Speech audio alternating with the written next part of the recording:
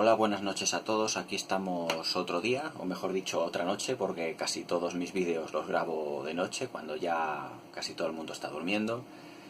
Mi mujer está durmiendo, mi gato está durmiendo, todo el mundo menos yo. Y bueno, pues hoy voy a haceros un poquito unos comentarios y una crítica de esta película que estáis viendo aquí. Otra de la Guerra de las Galaxias, Rogue One, una historia de Star Wars, que se estrenó el año pasado en Navidades, hace prácticamente año y poco, y que para mí supone un importante punto de inflexión dentro de lo que es toda la cronología y toda la que es la mitología de Star Wars, porque sinceramente, para mí, yo encuentro en esta película una de las más redondas que tiene toda la saga. He de deciros, antes de empezar la crítica, que para mí esta película es mejor película que Los Últimos Jedi, un poquito mejor película. Para mí Los Últimos Jedi, salvo algunos apuntes en último momento, me parece una gran película. Sé que mucha gente discrepa de esto, pero bueno, yo también hice mis vídeos con mi crítica diciendo todos los puntos por los que yo creía que era mejor, vamos, una buena película. Y fundamentalmente es muchísimo, muchísimo mejor película que el episodio 7, pero vamos, pero con muchísima diferencia.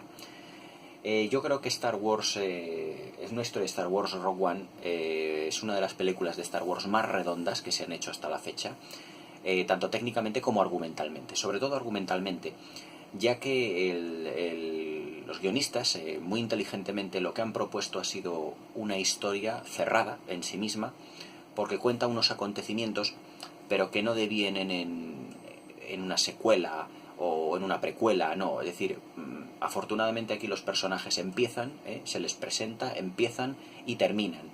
Es decir, hay un cierre de todos los personajes argumentalmente, todos ellos van creciendo exponencialmente a lo largo de la proyección de las 2 horas y cuarto de la película, y fundamentalmente lo que es muy importante es que están maravillosamente presentados, muchísimo mejor presentados que en los episodios de lo que es la saga de los Skywalker que hemos visto este año y hace 2 años con el Despertar de la Fuerza. Para mí Rogue One, ¿por qué supone un punto de inflexión? Pues muy sencillo. Supone un punto de inflexión porque vemos la historia de unos personajes que no tienen absolutamente nada que ver con los que estamos acostumbrados, con los Skywalker, con Han Solo, con Obi-Wan, con Darth Vader, aunque tiene su aparición estelar en esta película.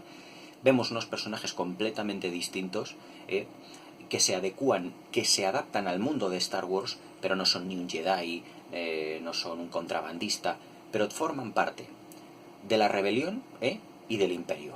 Pero no es una rebelión como hasta ahora la podíamos haber visto, que eran los buenos buenísimos de la película, ni el imperio los malos malísimos, sino que realmente los dos bandos, tanto la rebelión como el imperio, tienen sus cuitas internas, tienen sus problemas internos. No todos los personajes que integran tanto la rebelión como el imperio piensan de igual manera, tienen sus luchas internas, su gestión interna, y eso le da mucha más riqueza, mucho más valor a todo el universo que nos habíamos compuesto en la mente de lo que era el imperio y de lo que era fundamentalmente la rebelión. No era solamente ese grupo de héroes que luchan por restablecer una paz y una libertad en la galaxia, sino que también interiormente han formado, a lo mejor anteriormente han sido arrepentidos del imperio, o han sido personas que piensan distinto a lo que piensa la república, porque la rebelión se hace fundamentalmente, como en esta película nos cuentan, de los fragmentos de lo que quedó la república, pero no todos los personajes de la república o de la ex república forman parte de la rebelión, sino que siempre tiene ahí sus luchas internas como si fuera un partido político aproximadamente.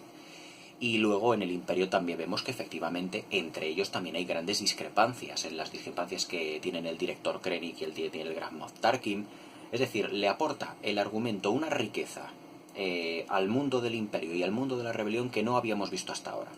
O sea, nos olvidamos de ya los midichlorianos de los Jedi, la magia de los Jedi, el lado oscuro.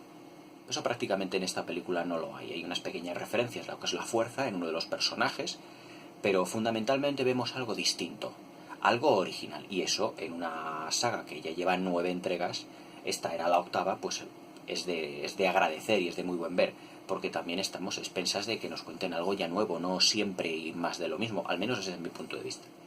Argumentalmente digo que es una película muy rica en contenido, porque expresa cosas del Imperio y de la rebelión de una manera no tan maniquea, como habíamos visto en la trilogía original o en las precuelas. No todas las personas del Imperio son tan malas, malísimas, y no todas las personas de la rebelión son tan buenas, buenísimas. Es decir, la película aparta ese maniqueísmo que habíamos tenido en las películas de la Guerra de las Galaxias, y se centra más en lo que una película bélica se refiere.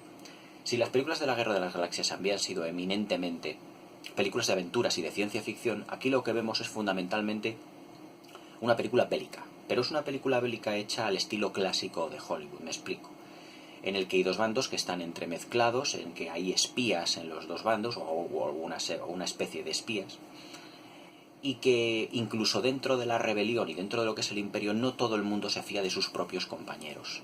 El personaje que interpreta Diego Luna ni es una persona impoluta y de gran limpieza dentro de su hoja de servicio, porque es capitán, ya que se le presenta de una manera, digamos, conflictiva para sus compañeros, aunque no lo lleguen a saber.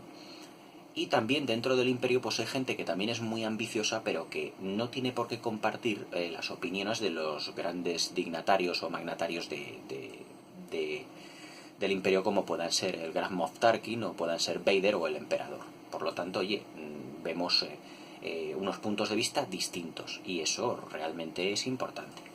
Luego también se le enfoca desde un punto de vista bélico, porque fundamentalmente lo que vemos es, o lo que es el argumento, es el robo de los planos de la Estrella de la Muerte.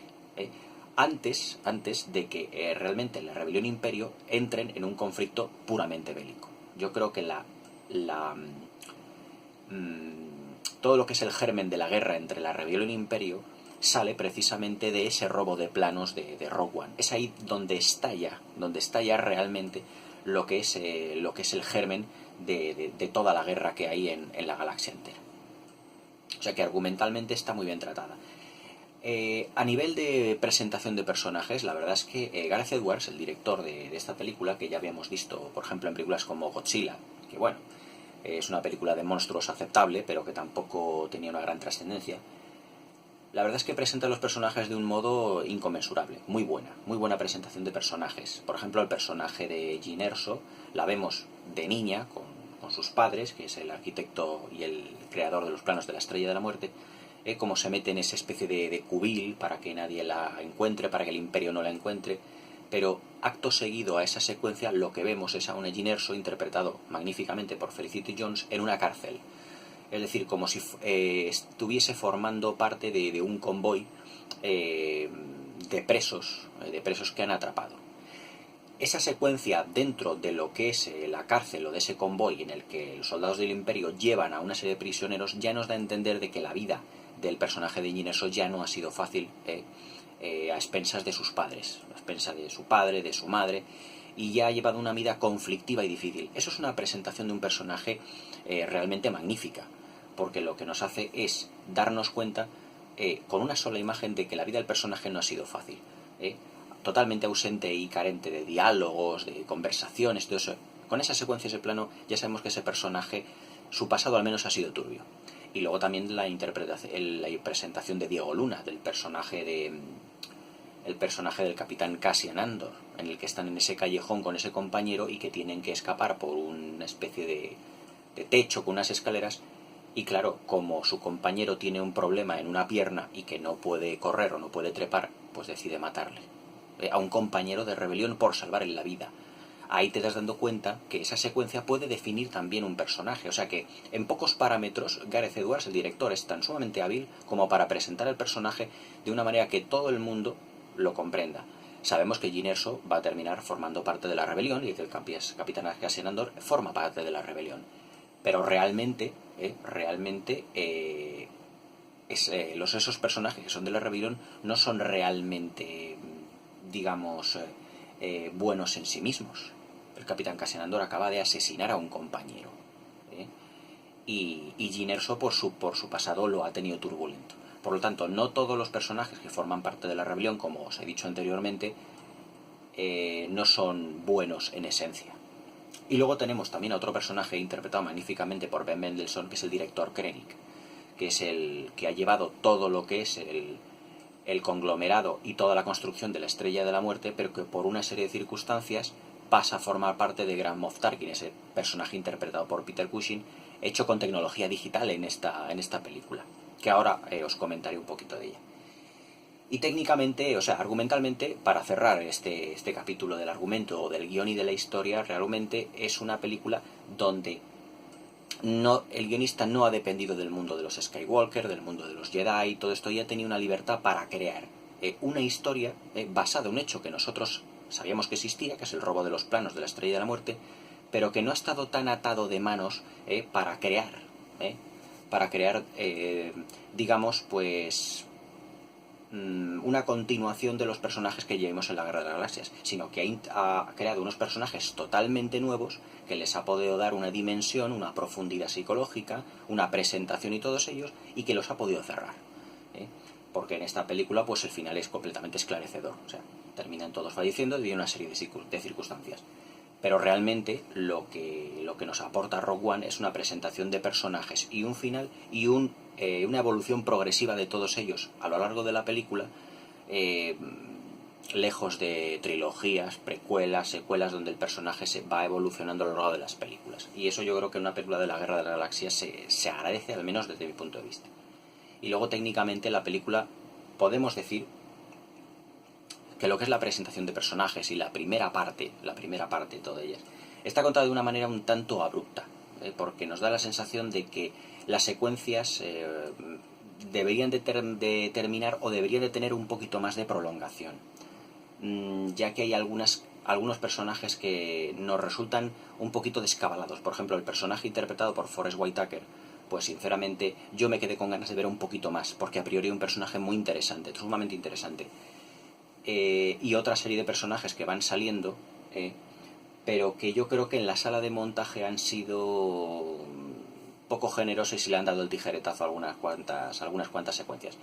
Pero yo creo que eso tampoco inturbia realmente todo lo que es la pequeña presentación de personajes, y en el segundo acto de la película todo lo que es el nudo, todo lo que se va fraguando en torno a lo que deben de ser pues el robo de esos planos. Aunque realmente la película en la primera parte se va definiendo un poco de manera un pelín abrupta, y yo creo que para mí eso es un punto negativo que tiene este film, pero vamos, que no enturbia todo un mar de virtudes que en realidad esta película tiene de principio a fin.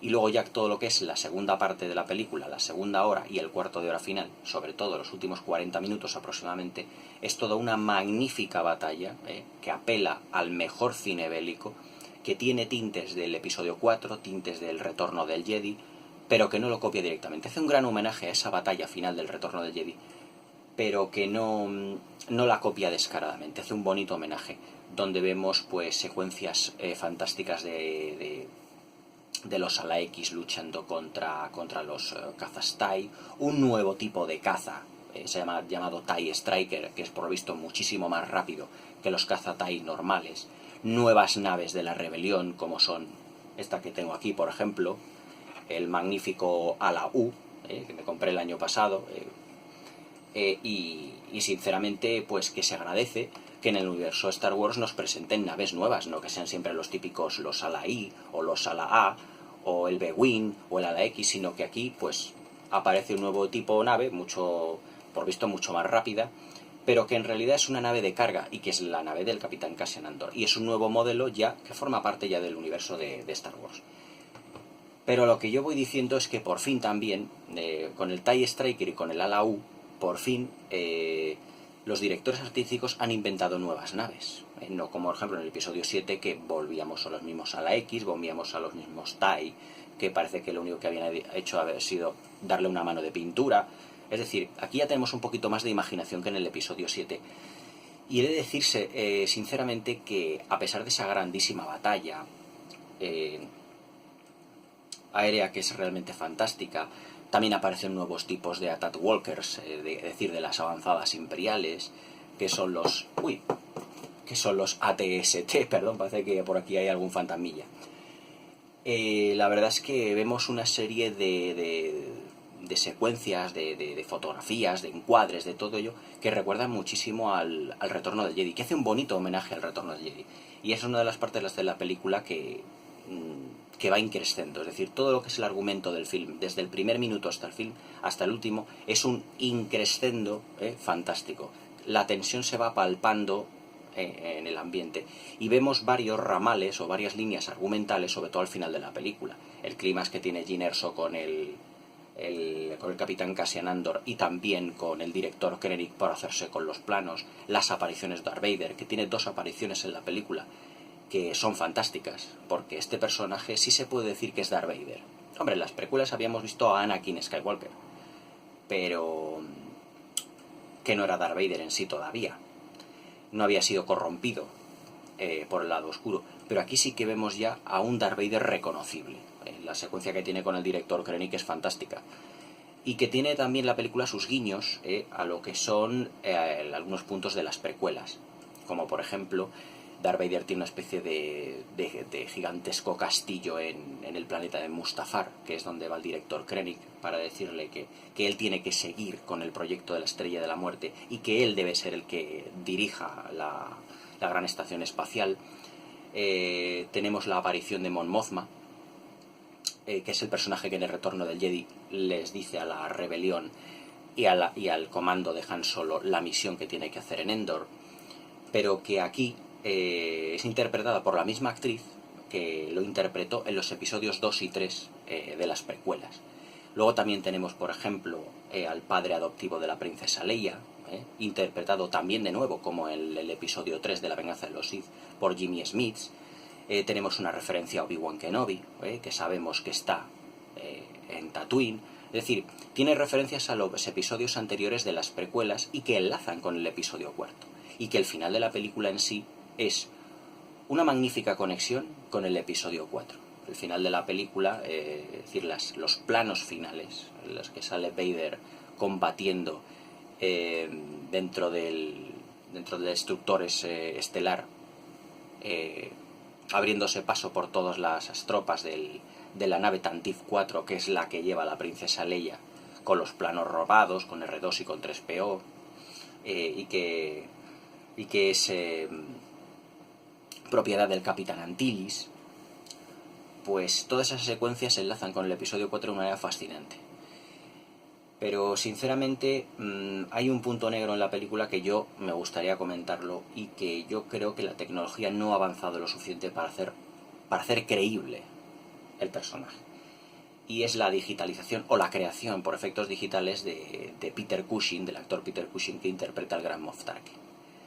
La tecnología digital es muy buena en lo que se refiere a batallas, a multiplicar ejércitos por ordenador, los extras, multiplicarlos para que parezcan miles, cientos de miles, como en El Señor de los Anillos. Está muy bien para crear, por ejemplo, personajes fantásticos como Gollum, como el León de las Crónicas de Narnia, como Barbol, pero para recrear todavía un ser humano todavía no está muy pulida esa técnica. Es decir, se nota que que Peter Cushing en esta película es un personaje digital. O sea, se nota los rasgos, es que se nota como si fuera un maniquí. O sea, se le ven los ojos en la mirada, que no tiene los ojos de una manera fija con quien está hablando, en este caso con el director Krennic. La tecnología tiene que pulirse un poquito más, para que sea más destacable o más que no cante tanto. Es decir, aquí sí que puede decir que no es como, por ejemplo, como el supuesto bigote de Henry Cavill en la Liga de la Justicia, que tanto da de qué hablar en las redes sociales o en YouTube, que digas, bueno, pues sí, hay una secuencia que parece que sí que tiene algo raro, que se le nota. No, es que aquí canta demasiado. Es decir, se nota que es un muñeco. Se nota que es un personaje digital. Y el final también, donde aparece la princesa Leia, que yo creo que está un pelín mejor hecho que Peter Cushing, también se nota que es digital. Es decir, hubiera quedado mejor, a mi gusto, hubiera quedado mejor si la princesa Leia, que la vemos por detrás con sus moños y con toda la vestimenta blanca, con esa toga blanca que lleva, hubiera cogido los planos en ese momento y hubiera dicho, necesitamos esto, lo que nos da es esperanza. Pero se hubiera quedado de espaldas, porque ya todos sabemos quién es. Pero no le ofrezcas la cara, porque esa no es Carrie Fisher. Es que no es ni Carrie Fisher ni la del episodio 4. Entonces hubiera quedado mejor de espaldas. Y por ejemplo, que la secuencia de Peter Cushing, del Grand Moff Tarkin, en el que se está reflejando en una especie de ventana en el destructor estelar mirando la estrella de la muerte, como se termina ya de construir los últimos pasos, hubiera quedado mucho mejor si hubiésemos visto solo su rostro en el reflejo en el espejo. Y hubiéramos sabido que efectivamente es él. Pero cuando se da la vuelta, para mirar a la cámara o para iniciar el diálogo con el director Krennic, se nota demasiado que es un muñeco todavía. Entonces esa técnica se tiene que ir puliendo. Hace poco en Blade Runner 2049 vimos una representación fantástica del personaje Sean Young, de Rachel, que yo creo que está más pulido que en Rogue One. Y creo que es una técnica que poco a poco se irá perfeccionando, pero que aquí no llega a calar del todo. Es decir, aquí Industrial Light and Magic ha querido evolucionar y todo, me parece muy bien, pero se nota demasiado todavía, aunque realmente tampoco es para tirarlo por tierra. Pero hubiera quedado mejor de las maneras, a mi modo de ver, hubiera quedado mejor de las maneras en las que yo hubiera dicho. Todo lo demás se puede decir que la película está muy bien trabajada, tiene muy buenas interpretaciones, Felicity Jones, Forest Whitaker, sobre todo Ben Mendelsohn, el que hace de director Krennic, hace una interpretación estupenda, y también Matt Mikkelsen, que es el que hace del padre de Jyn Erso y el arquitecto de los planos de la Estrella de la Muerte. Es decir, todo lo que es el elenco de secundarios están todos muy bien, están todos a un muy buen nivel. Y yo creo que Felicity Jones está en la onda de interpretación o de personaje incluso mejor que pudiera estar Daisy Ridley en el episodio 8 o en el episodio 7. Yo creo que argumentalmente y técnicamente esta película, que ha costado 200 millones de dólares, sí no da esa sensación de película serie B como tenía el episodio 7 y que da más sensación de superproducción. Se parece más visualmente al Retorno del Jedi, se parece más visualmente al Imperio Contraataca, y que ha sabido mucho mejor captar la textura en la fotografía y ese sentido del espectáculo, pero a veces espectáculo también intimista, tanto colectivo como intimista, que tenían el Imperio Contraataca y también sobre todo el Retorno del Jedi. También volvemos a ver, por ejemplo, las calles de los planetas por donde, de los pueblos o de las ciudades donde están los personajes, esa emboscada que hay, que aparecen los dos otros personajes interpretados por estos actores chinos, pero que ahora no me acuerdo cómo se llamaban, porque todos mis vídeos son improvisados.